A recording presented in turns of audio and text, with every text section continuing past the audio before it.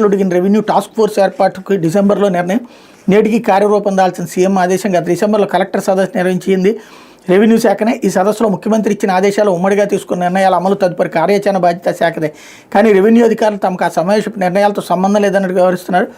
Task force ఏర్పాటు చేయాలని ముఖ్యమంత్రి చంద్రబాబు ఆదేశాలను అమలు చేయడం లేదు. కలెక్టర్ సదస్సులో తీసుకున్న నిర్ణయాల మినిట్స్లోని అంశం ప్రస్తావన లేదంటే టాస్క్ ఫోర్స్ ఏర్పాటు గురించి రెవెన్యూ శాఖతో పాటు ప్రభుత్వం మర్చిపోయినట్టేనా?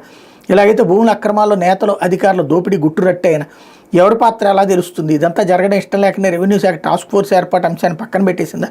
కొన్ని పరిణామాలను విశ్లేషిస్తే ఈ ప్రశ్నలకు అవుననే సమాధానం వస్తుంది అన్నటువంటి వార్తని హైలైట్ చేశారు. వీళ్ళు పేపర్లలో నోటుకొచ్చినవి రాసేసి అవన్నీ గ్రౌండ్ లెవెల్లో పట్టుకురమ్మమంటే ఏ అధికారి పట్టుకొస్తాడు? ఏం చెయ్యాలి వాళ్ళు? ల్యాండ్ గ్రాబింగ్ అంశాలలో ప్రభుత్వానికి సంబంధించినటువంటి భూములది వీళ్ళు గ్రాబింగ్ అన్నటువంటిది ప్రభుత్వం అధికారికంగా ఇచ్చినవి అవుతుంది. అదే సందర్భంలో నిజమైనటువంటి ల్యాండ్ గ్రాబింగ్ క్రైమ్ కేసుల కిందకు వస్తాయి. ఇప్పుడు మరొక హైడ్రా టైప్లో సృష్టించమని చెప్పి వీళ్ళు రెచ్చగొట్టు వదిలిపెట్టారు.